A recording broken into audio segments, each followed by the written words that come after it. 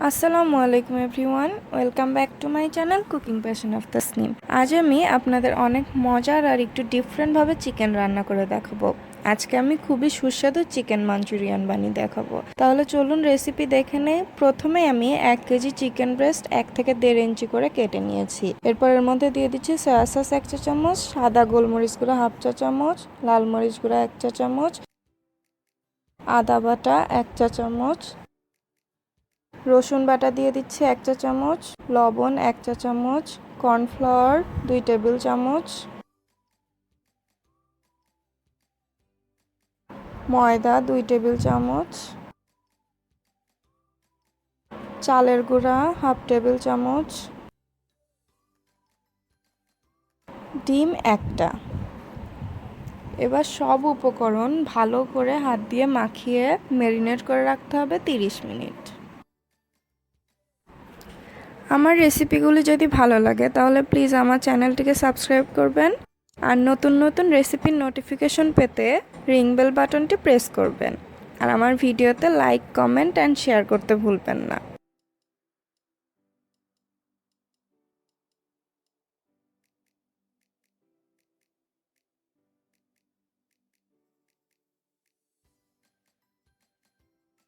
এখন আমি একটা সস বানাবো। তার জন্য একটা বাটিতে টমেটো সস নিয়ে নিচ্ছি 3 টেবিল চামচ, হট চিলি সস 1 চা চামচ, সয়া সস 1 টেবিল চামচ, ওয়েস্টার সস 1/2 চা চামচ, সাদা গোলমরিচ গুঁড়া 1/2 চা চামচ, চিনি 1 চা চামচ, টেস্টিং সল্ট 1/4 চা চামচ, লবণ সামান্য। সব কিছু এবার একসাথে মিশিয়ে নিতে হবে।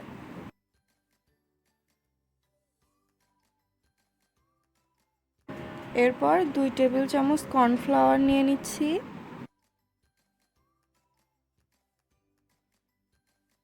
এবার সামান্য পানি দিয়ে কর্নফ্লাওয়ারটা গলিয়ে রাখতে হবে।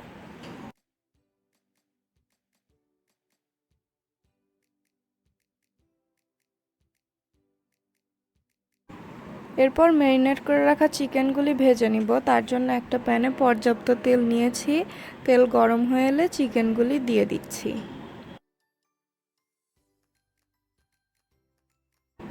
এক পাশ হয়ে এলে এভাবে একটা কাঠির সাহায্যে উল্টিয়ে দিতে হবে।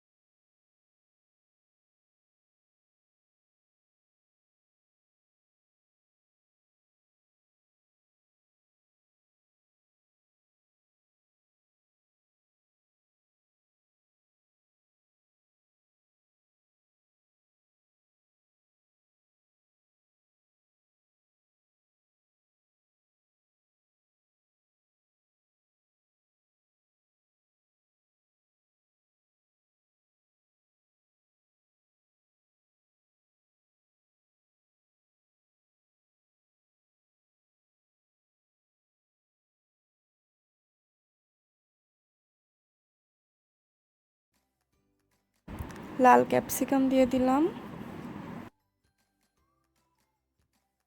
2টা পেঁয়াজ কিউব করে দিয়ে দিচ্ছি। 1-2 মিনিট পর 1/2 চা চামচ চিলি ফ্লেক্স দিয়ে দিলাম।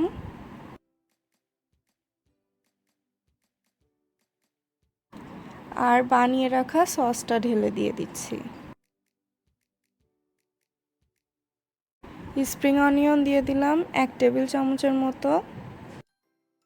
এবার সব সবজি কিছুক্ষণ নেড়েচেড়ে রান্না করে নিব।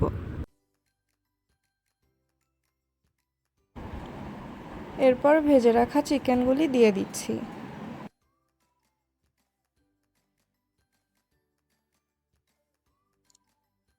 কিছুক্ষণ নেড়ে চেড়ে নিয়ে সামান্য পানি দিয়ে দিচ্ছি।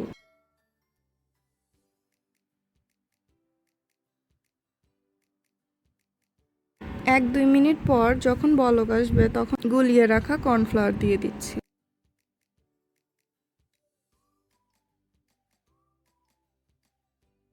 কর্নফ্লাওয়ার দেওয়ার পর যখন চিকেন এরকম গ্রেভি হয়ে আসবে সেই পর্যায়ে বুঝতে হবে আমার রান্না হয়ে গিয়েছে।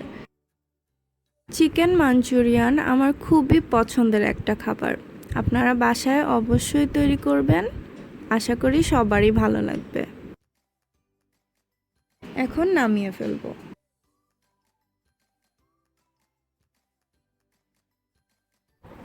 চিকেন মাঞ্চুরিয়ান তৈরি হয়ে গিয়েছে। সার্ভ করার সময় সামান্য হোয়াইট সিসেমি দিয়ে সার্ভ করতে হবে।